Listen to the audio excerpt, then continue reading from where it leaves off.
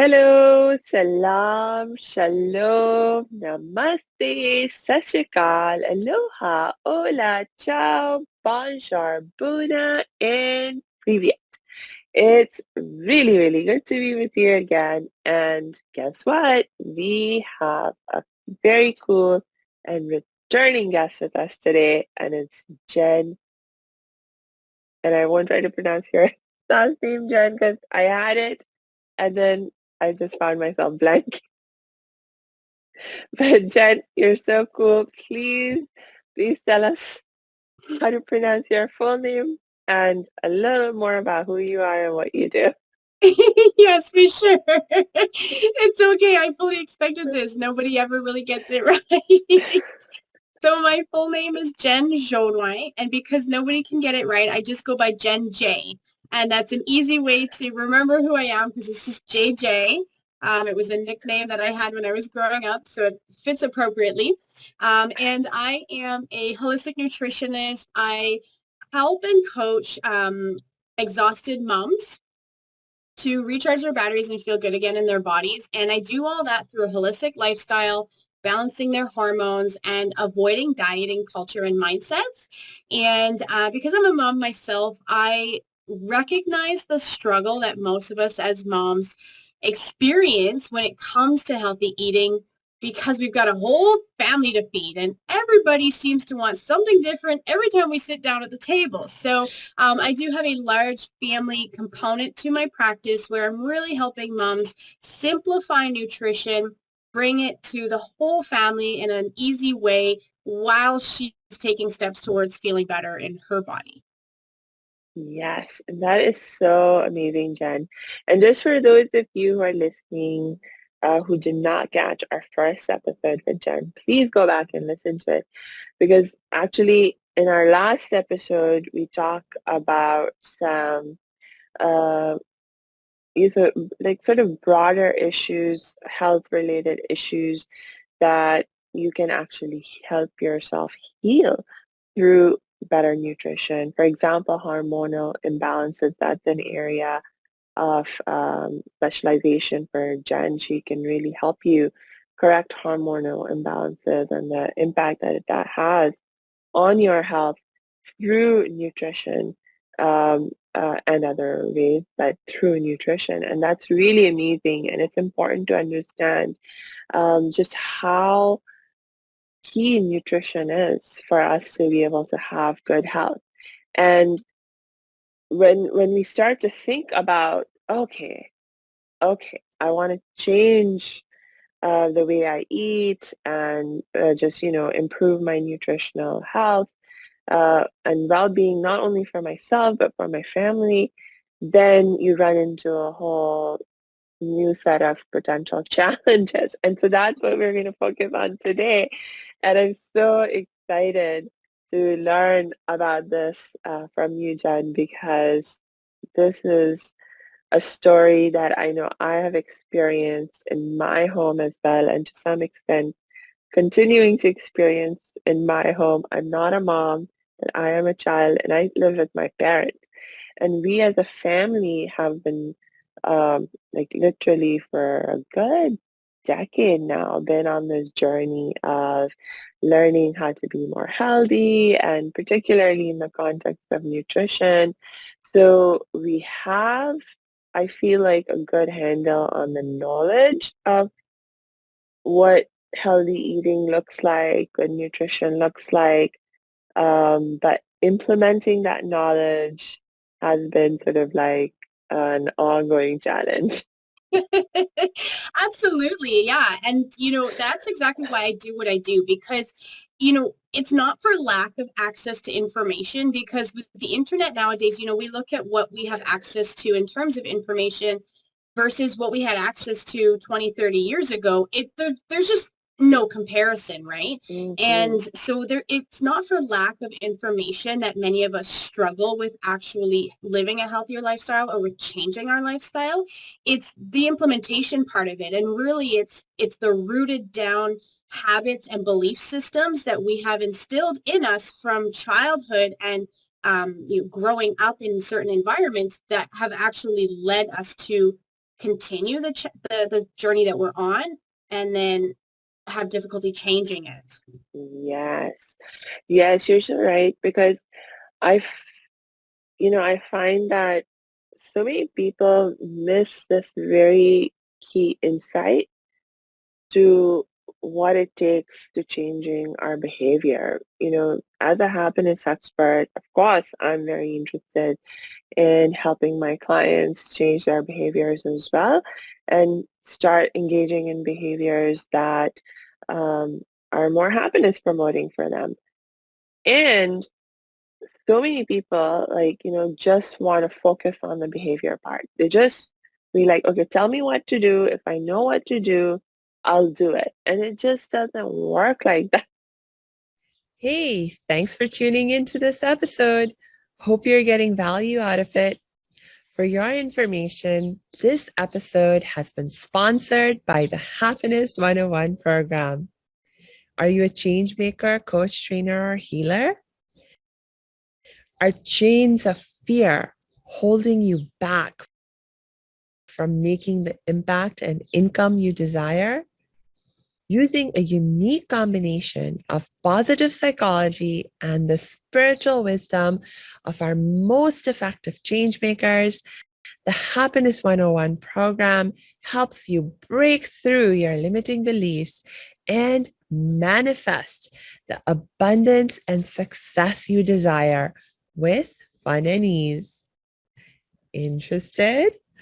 Book a free Happiness 101 exploration call with me, your happiness expert, Samia Bano.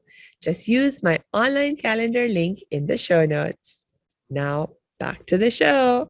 It really doesn't. You're correct. It really doesn't.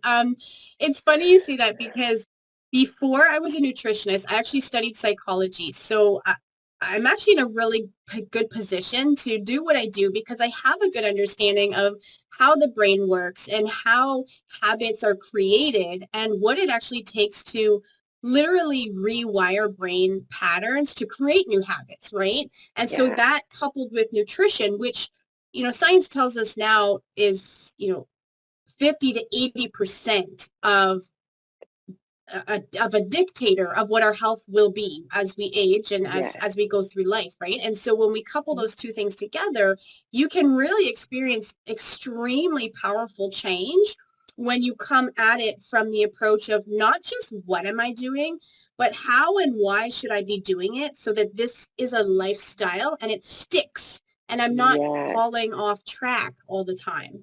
Yes, yes, yes.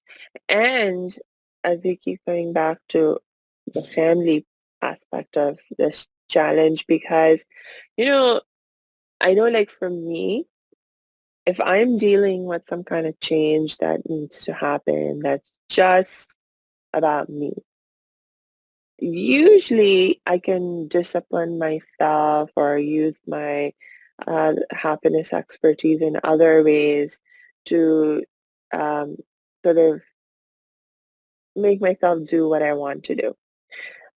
But the moment like, family dynamics get involved in the situation, like with food, because like I said, I live with my family and we have our meals together. And most of the time, I'm not the one who's cooking because my mom is an excellent cook and she's totally spoiled me with her excellent cooking. Oh my gosh. I cook and I disappoint myself. I'm like, Oh, oh, this food's not so tasty as when my mom makes it. oh. And so, it's like I've tried. I literally have tried in so many cycles where I'm like, I'm taking charge. I'm gonna do the cooking, at least for myself, but I make enough for everyone to eat. But after a few weeks, invariably everyone's like sick and tired of eating my cooking. They're like, we want mom's food. And the And you, thing is, yeah, and then but my mom refuses to follow the rules that like I would want to follow, that I try to follow in terms of nutrition, because she's like very She likes to cook the way she cooks. And so we have this like struggle going and like how to create change, not just me as an individual, but us as a family. Absolutely. Yeah. And it's true, right? Because and I see this in my practice with moms that I'm working with. Oftentimes they'll come to me with a couple of primary complaints about themselves. So either they're like really exhausted and they don't have the energy to get through their Mm, day. They're gaining weight, or they've got this resistant weight that they can't seem to get rid of, like the mummy pouch, that sort of thing.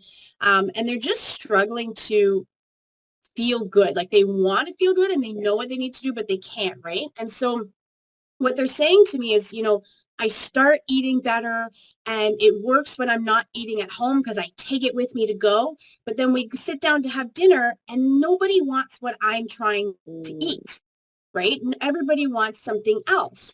And so it's funny you say this because it's the opposite experience for you, right? Like you as the child experiencing this. And so, when we're looking at the family as a whole unit, how do we still individualize everybody's eating styles and tastes, but still only make one meal? Because at the end of the day, nobody wants to be in the kitchen cooking for a yes, restaurant just yes. every day at home, right? And so, in my practice, what we do is we start with small changes, because you as an individual might be ready to do a huge overhaul on your life, but everybody else around you needs a little bit of time to buy into what you're doing, right? They Yeah. need a little bit of encouragement. They need they need to see that what you're doing is really going to be worth the change that you're asking them to make. And because it's not an intrinsic change for them where they've come up with the idea, you're basically saying, like, I'm making these changes. Since I make the food, you're following along. Tough luck for you, right? And so what ends up happening is we get a lot of pushback from our children in that circumstance, because what we've done is we've taken away a lot of their independence and self-control. And so, in my practice, what I like to do is I like to implement very tiny changes stacked on top of one another. So I call it micro habit stacking.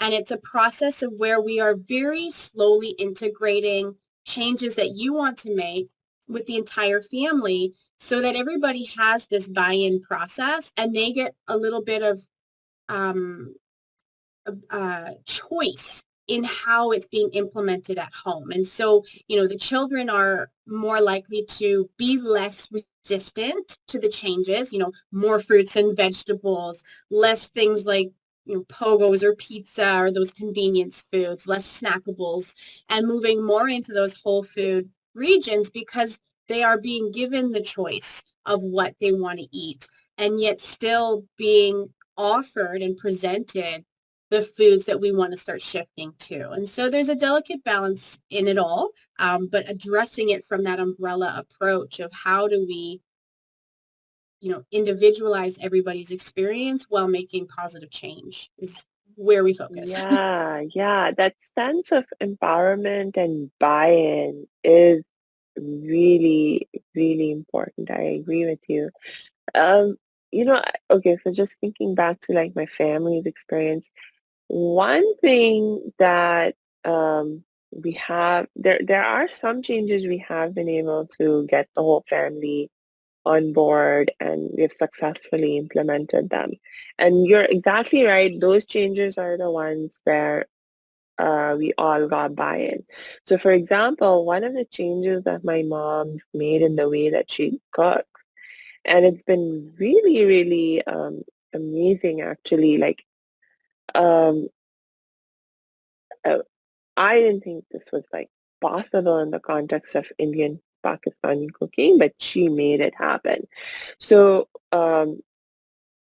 it, basically, what am I talking about? Like I'm talking about she has almost like gone from using like so much like cooking oil to almost very little to none in most of the dishes that she makes.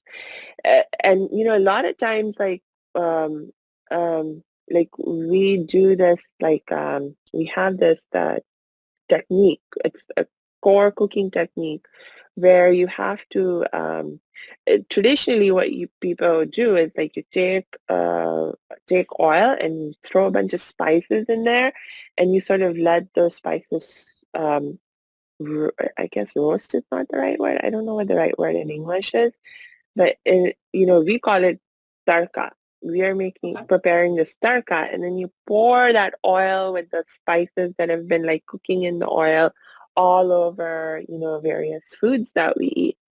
And so, like oil is a high density food, and if you're trying to cut down on your amount of fat and oil, all that, doing this kind of tarka technique is not the best strategy. And my mom actually figured out how to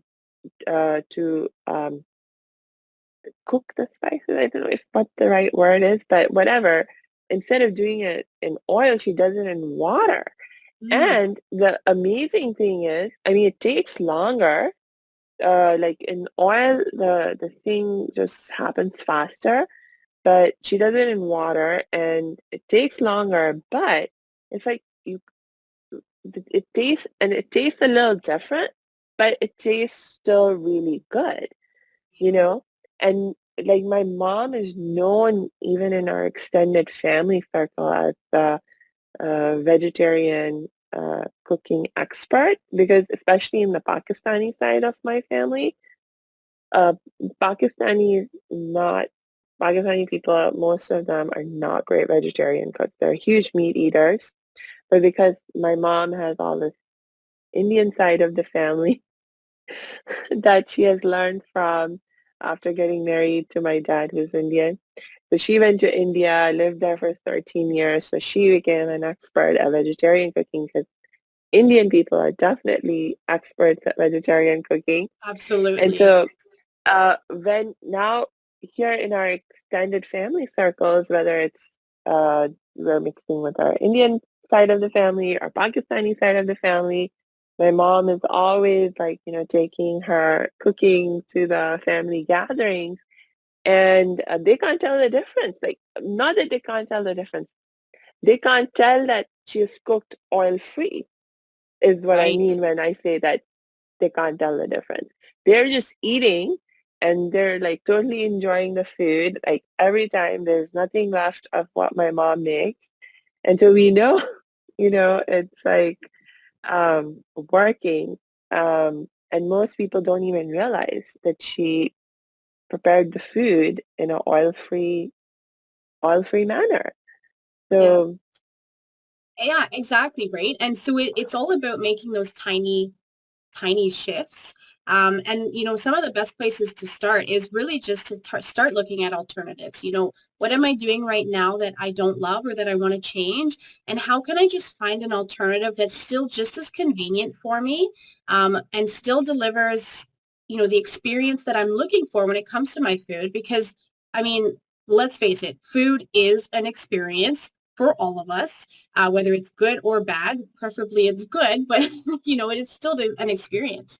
And so how can we maintain the convenience and the experience, but make a healthier alternative or shift to what we're used to? And this is why changing family nutrition is so difficult, because we ourselves grew up in a culture or an environment where we were taught a specific way to cook, a specific way to make our meals. And so there's this ingrained second nature that we have to our food.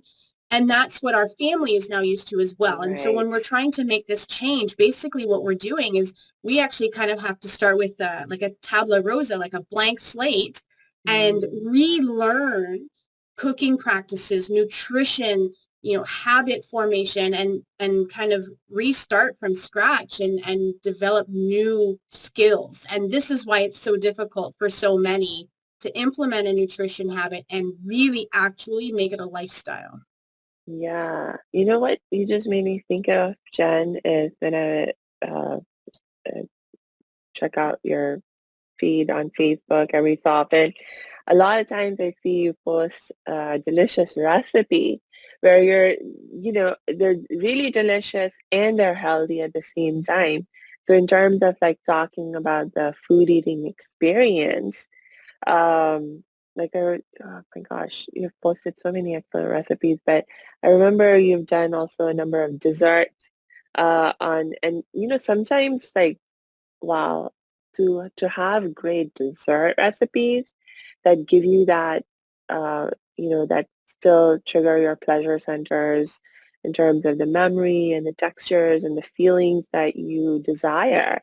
I mean, sometimes those are the hardest because I mean sugar is pretty addictive. So it's like, and sweet, not just sugar, but like that sweet Sweet. Yeah, profile for and sure.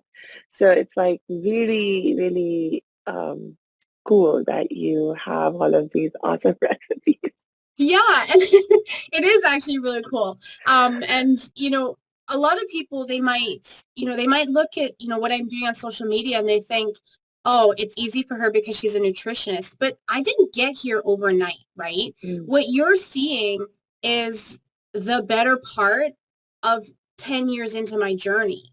You're not seeing the first day, the first week, the first month, the first year, the first 5 years of that journey, right? And that's simply just because I wasn't a nutritionist back then. I wasn't really on social media. I wasn't sharing what I do. But yeah, like to be able to make those little shifts and find those healthier alternatives, but still satisfy those desires that we get in those experiences is a big deal. And one of the things particularly with our children, is that whatever we feed ourselves and our children, we are shaping our taste buds to crave that food or that taste or that yes, texture. And so yes, when we're looking at feeding the family, it is going to take some time because your entire body, your microbiome, everything in your digestive system, your enzymes, they're all craving a specific style of eating that you're accustomed to. And so when we make changes to that, we do see a lot of aversion or resistance from the family, from ourselves even as well, right? Because we're just not accustomed to those flavors, those textures, those colors, those yes, enzymes, those ingredients. And so we have some aversion and we do have some resistance. And what I like to see is that the more regularly we are presenting the right kinds of foods that we want to move towards, the more we're shaping those taste buds to actually yes. desire that food. And so when it comes for your kids, I get a lot of moms say to me, oh, my kid won't eat anything. They'll eat like six things. And, my daughter's almost 7. She's in the exact same phase right now. But I'm not letting it worry me because I know that as long as I continue to present the foods I'd like her to continue to try eating, and we do have a minimum trial rule in my house as well. But as long as I continue to present them and as long as she's making an active effort to try them, then Mm, even though right now they're not her favorite, tomorrow they could be. In the same sense that today, sweet potato might be your kid's favorite food, the only thing they're going to eat, and tomorrow they decide they hate it, right?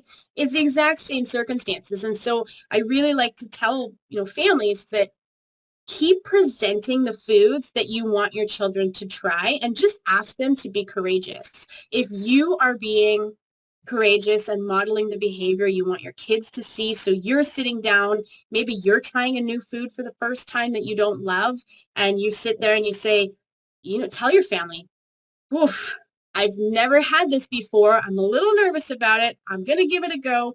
Maybe I'm going to like it. Maybe I'm not, but I'm going to try. And when we set that precedence, that's sort of the expectation within the family, everybody will follow suit because they're going to see mm, you doing it. And so you can sit there and say, wow, I really didn't enjoy that, but I'm glad I tried it. Or, I didn't like that ingredient in this way. Maybe I'll try making it differently next time and see if I uh, like it that way. And it gives your children and your family the opportunity to see that it's okay to not like a food, but we should still try, and then don't rule it yes. out if it didn't, pass your standards in that first taste testing, Mm, because, you know, we can take anywhere between 7 and 13 food exposures before we're actually accustomed to it and we want it. mm. So keep trying, like just be relentless in a super positive way. Yeah, yeah. Now you're making me think about all the times my mom she has so many stories of how she made us love to eat different foods. And one of her favorite stories, because it's now one of my all-time favorite foods that she makes or dishes, is this vegetable stew that she does. And she's like, um, uh, uh, you guys didn't love eating vegetables either. And um, I don't know where she learned this stew recipe from. It's like an English stew actually. And so it's relatively mild in terms of the spices and all that are used in it. Um, so it tastes very different from, the food that we would normally have in India and Pakistan. And so in some ways, I guess maybe it was the novelty of the taste that attracted us, but it was a vegetable stew. And now interestingly, I the way my mom made it, it was like full of different vegetables, and every time she would make it, she'd be like putting in different vegetables in it, and um, and she would. I don't know if this is necessarily the best thing from a nutritional point of view, but in some ways, the technique that she used was that she would cook the vegetables so much in the stew that they would become really easy to mash. And so basically what the way she had us eat it was we had lots of rice. I mean, in our culture, rice is a base to pretty much everything that we eat. And then she would pour all the stew with the vegetables in it and then either mash the vegetables for us when we were young, and later we would just mash them ourselves. And you just mash up all the vegetables and it would be like really easy because they were cooked to really soft. And then you just add something crunchy, like we have maybe a fresh cut salad of like cucumbers and tomatoes, or a little bit of raw onion or something, because all of these things are very common, um, like sides that we have in Indian Pakistani food to give crunch to our food when there isn't crunch from other sources. Like, for example, all-time favorite combination of food that we have is rice and lentils. Nothing crunchy in rice and lentils, but we love to have some crunch. So then we'll, add some raw salad along with that food to go. So we use the same technique with the stew, or at least my mom, that's what she started doing. And so then we were eating the stew with all these mashed up vegetables, and it wasn't like we didn't focus on the vegetable parts. We just love the taste. Yeah, And exactly. yeah, and it's just that's I every time like my mom makes that stew, to this day, it's just mouth watering thinking about it right now. But you're right. Like, so the more often it's presented, or presented in a way that is pleasurable for the people at your table. So, for example, um, maybe that stew had like cooked carrots and cooked peas, right? But if you were presented raw carrots and raw peas, you might say, ew, I don't want those, and not eat them, right?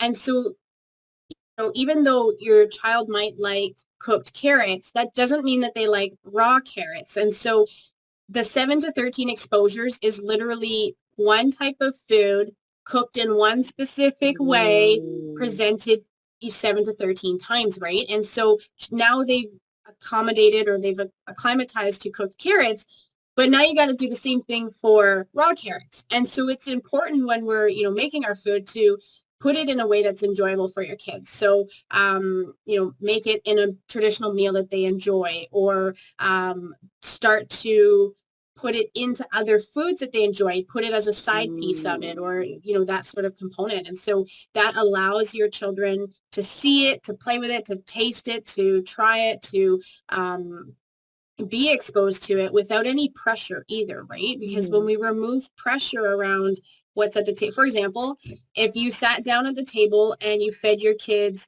pizza and beer, you would not be sitting there going, you drink your beer and eat your pizza, right? Like we just don't do that. But so why do we do that when we give them a plate of vegetables? You sit there and eat your vegetables. It just doesn't make sense, right? And so we want to have a pressure-free experience that's positive, but still has some boundaries, because our children do have to eat. We do have to give them good nutrition. And so just having, in my house, I use the age bite rule. So my daughter is almost 7. So right now she's at 6 bites. So if it's a new food that she's never tried or that I've made and I know she doesn't like, she has to do a minimum of 6 bites from it in order for me to be satisfied that she has given it an effort, to know that she's gotten in her nutrition and that sort of thing. So, that's another sort of way to set a boundary and expectation without sitting there and forcing them to eat something that they really, truly don't like. Because we just, the other component of what I see in my practice is unhealthy relationships with our food, because we have grown up in those cultures of you finish what's on your plate, whether you like it or not, and whether you're full or not. And so, or you didn't eat your lunch, so that's what I'm serving you for dinner. And so there's this unhealthy relationship with food components that I see as well.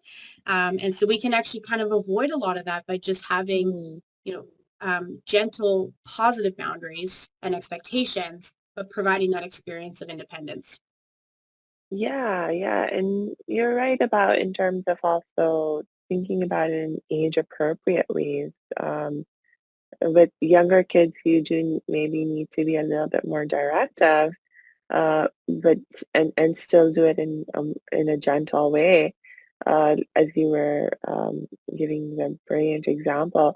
And if someone's older, like in my household, definitely trying to force each other into eating this or that or doing anything is a no-go. Absolutely. Yeah, Yeah. exactly. One of the other things I really like is, try to get your husband or your spouse on board, right? So they may not like the food that you're eating, but have the conversation with them that they're also going to have a positive experience, or relay their experience positively. So for example, sometimes I make a meal that I know my husband doesn't like, but it was my night to pick dinner. That's what was on the menu. That's what I wanted to make. That's what I make. And he'll say to me, and he'll say it at the table so everybody can hear, this isn't my favorite dish, but I really appreciate the work you put into it. And I love it anyways.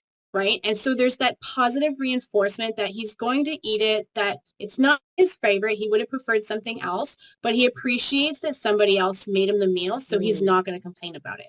And so we're just reinforcing the behavior that we want to see by modeling it. And it can make a big difference between, your spouse sitting at the table and saying, oh, this again, I hate this.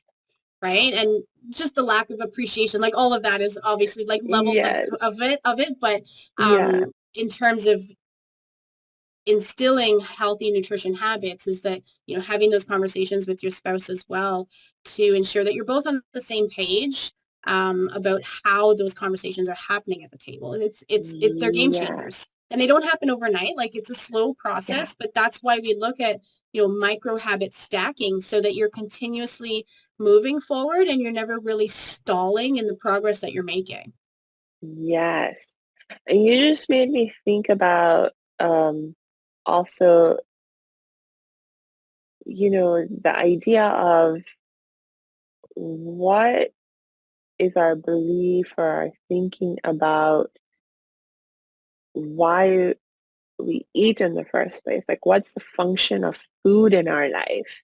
Yes. Because is it always about pleasure, that I'm eating to receive some kind of pleasure, or are there other functions to our eating as well? And so when we think about what we are eating and when we are eating, and not just looking, so thinking about it from that bigger picture perspective of, okay, it's not just this one meal that's be it the end all, it's like this is not the only meal I'm going to have. And Exactly. what are the different functions and the purposes that I'm trying to fulfill with all the food that I eat throughout my day and throughout the week and the month and the year. Exactly. Yeah, that umbrella view, right? That 30,000-foot Yeah. view. And that's something that, I try to teach in my practice as well, is that let's shift most of us eat, first of all, out of habit, and second of all, just out of obligation. And we do so Mm, without thinking because we have to do it so often in our day that we go on autopilot, we make sure it gets done, and we move on with our day. And so really it comes down to, let's be more mindful and really think about, mm, why do we eat? Well, the biological reason we eat is to fuel our body. It is to have good energy, proper health, toxin removal, proper growth, good development, good brain processes and synapses and all of that stuff. And so when we shift our mindset and our belief systems that food is just a habit that we do, to food is literally what's fueling your body every day, mm, then it actually becomes easier to make more intentional decisions about what we eat, because you're going to look yeah. at this and say, you know, you would, for example, and I love this, if marketing convinced us that a pile of dust tasted good, we would eat a pile of dust. In the exact same way that marketing has convinced us that chips and pop and candy and cakes and desserts taste good. And so, when we start to look at those types of unhealthy foods as exactly what they are, non-fuel sources, we kind of start to second guess why we eat them. Like, if you looked at a pile of dust, you would never imagine putting that in your mouth or putting it in your body. And so, when we start to really think about whole food as being a fuel source and being the biological cellular requirement for our bodies, then when we look at Yeah. everything else, it's like, ooh, is that really what I want to put in my body, right? And so we can really shift that intrinsic motivator for ourselves to make the decisions to actually create a new habit. Yeah. Oh my gosh. You just made me think about one of the lessons that I learned in my biology class all the way back when I was in high school. And basically the point that it just, for some reason, I don't know why I was so shocked to realize this when this came up in class, but the it's like if you look at our bodies and what our bodies are made of, like the molecules, the cells, etc., the atoms that make up, like where does all this stuff come from? Like Yep. it's the food that we eat. The Yes, only thing that we use in terms of our body's needs and functioning that doesn't come from our food, it's like the oxygen that we breathe and the sunlight that creates vitamin D for us that we need. But everything else is the food that we eat. I mean, literally. And when before you're born, it's like the food that your mom's eating. That absolutely. so it's like we are what we eat. Literally, we are what we eat. And so if you're eating trash, it's like you're putting in like the very stuff that you are using to create and maintain your body. If that is not the best quality, like it's like, of course it's going to impact your health. Of course it's going to impact Absolutely. your health. Yeah, absolutely. Ah, Yeah. And I think, on some level, I think all of us know this. It's just so far behind our brains because there's so much marketing in front of it and belief systems and yeah. thought processes and self-sabotage. And there's a lot of components layered in front of it that we Mm, have trouble accessing that information to yes. remind us that this is the case, right? And so it is really kind of it's exciting when we come to that realization, and when it comes forward to us and we're like, oh my gosh, yes, like I want to feel good. Like I want to put the best things into my body because I want to take care of it, right? And you can go out and buy a new car any day, but you cannot buy a new body. And the medical system is great for extending the life of your body, but it is not going to extend the quality. And that is really honestly up to us. That is our Yeah. obligation to ourselves to put the best types of fuel and oils and resources into our body to have the most pristine sports car for as long as as long as you possibly can. Yes, the quality of life issue is so key because, uh, I mean, people are living longer and longer now. And in some ways, you're like, oh, what a blessing that the lifespan's increased. And there is this obsession that we as humans have with our own survival and wanting to live as long as possible. But I think oftentimes we do not pay enough attention to this quality of life issue until it's too late, in the sense that we have aged and we are already in really bad health and we're suffering the consequences of that. And then, you begin to value this idea of quality of life. But a lot of times by that point in time, you have done irreversible damage to so many aspects of your health. Hopefully there's still things that you can reverse and improve and control. Um, but in many cases, like, oh my gosh, now I'm thinking about so many elders in my family who basically lost their mobility and, had pain even moving, like with arthritis. Um, uh, you know, and arthritis, turns out, Western medicine has no cure for it. It can help you deal with some of the symptoms, but it has no cure for it. But, in traditional Indian medicine, Ayurvedic system, and for that matter, in other traditional forms of health, and like, for example, I know in the Chinese traditional health system, um, they're like, first of all, if you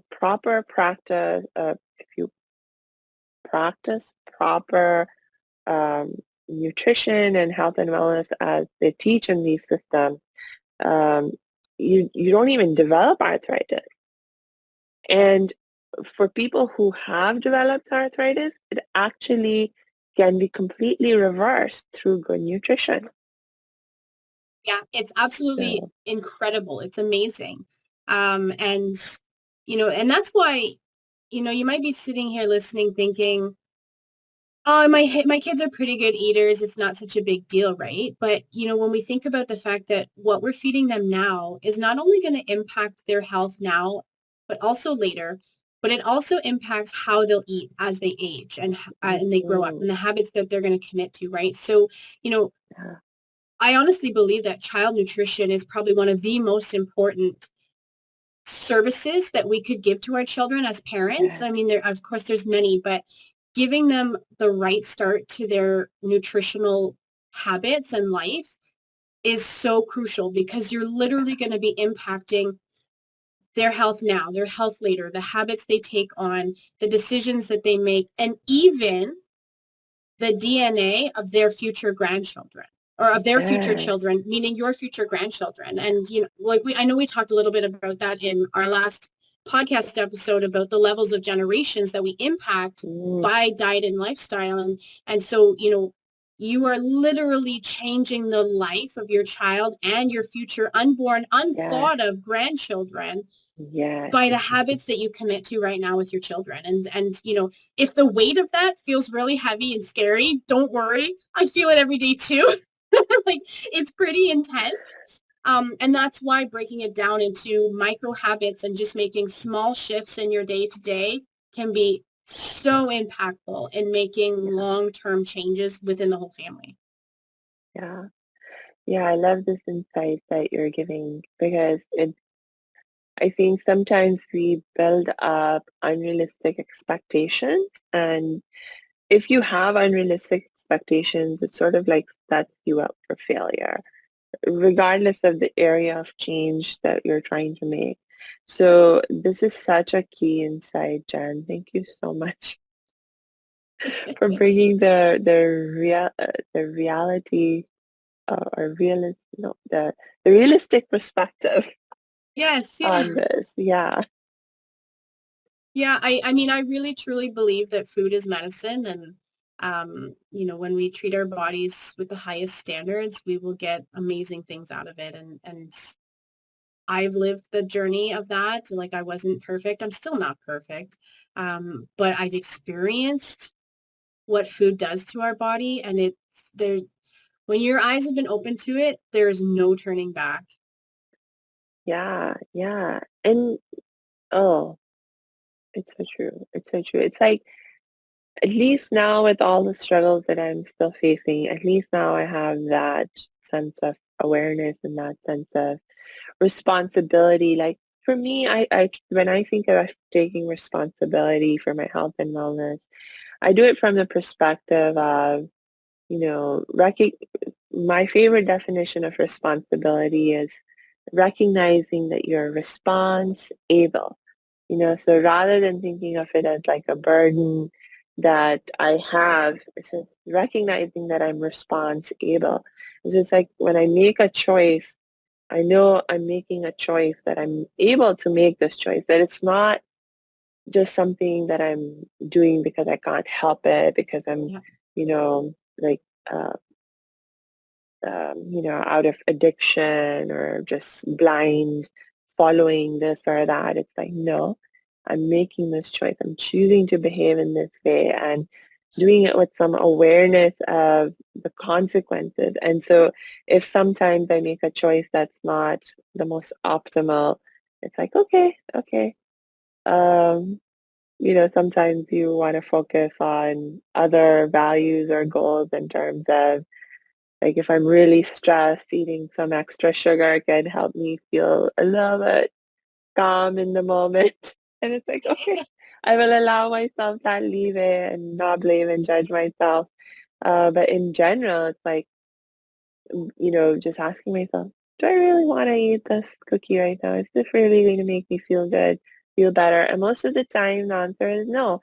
And most of the time, I'm able to now just put it away. And it's like really awesome. Yeah, for sure. And and that's the biggest thing, is that having choice, right? Because when we have choice, we always have that opportunity. And the last thing you want to do is get yourself into a situation of health where you no longer have choice. And I Yeah. think, that goes back to the quality of life that you talked about, where we get to a point where we only start thinking about it Mm, when there's damage happening. And so, yeah. the great thing is right now you get to choose that Yes. path, and you get to choose that path every time you eat, right? And it doesn't have to be perfect every Yeah. time. Like, if you're Yeah. sitting here thinking there's no way that I could live up to the expectations of what you're saying, that's okay, because it doesn't have to be perfect. It just has to be intentional. Yes. Yes. Because I remember, who said this? That, um, like, somebody was really freaking out about the idea of eating chocolate cake. Like, this person had not eaten any chocolate or sweets for, like, I don't know how many years. And on this one occasion, they were like, oh, I want it, I want it, I want it, I can't. And they were like freaking out about the idea of eating it. And somebody said, that, it's not what you eat one time that's going to have an impact on your health. It's what you eat as a habit. Like the things that you eat habitually, like on a regular basis, those are the things that are really that do impact your health. Something that you eat once in a while, I mean, even if it's full of unhealthy stuff, you know what? Your body is just going to flush it out, and it's going to have that ability and that capacity. It's only when, you're eating something that's not good for you and you eat it over and over and over and over again, that you can compromise your body's ability to properly flush out these toxins and unhealthy things. Otherwise, our bodies are like amazingly self-healing and self-cleaning and, all of that good stuff. So you Absolutely. don't really have to worry about what you might do once in a while. Exactly. Exactly. Wow. Oh my gosh. Jen, I'm having so much fun talking with you. And I think we might need to start wrapping up. Do you have any last thoughts you would like to share with us? Just I think that, if you're feeding your family and it feels difficult, just take it one tiny habit at a time. Just break it down, have conversations with the family, even with your kids, involve them in the process, get them to help you in the kitchen, help you meal prep or make a menu for the week. And just the more that you can model the behavior you want to see, the easier it's going to be. And just let it go. Don't put so much pressure on it. Just enjoy the process and everyone will follow suit with you. Yeah, and my little tip will be to get some help and support from a brilliant person like Jen because, sometimes just having that awesome recipe that tastes so good and it's still healthy, that can be the key to, um, you know, your kids don't want to eat this to yes, they do want to eat this, or you don't want to eat this to yes, you do want to eat this because now you have a recipe that allows you to really enjoy that food. Exactly. Yeah, exactly. Yeah. All right. So with that, um, please, to all of you who are listening, make sure you check the show notes because we will be adding Jen's links in there so you can connect with her and get the help and support you need whenever you're ready for it. And until we connect next time, I wish you lots and lots of peace and joy.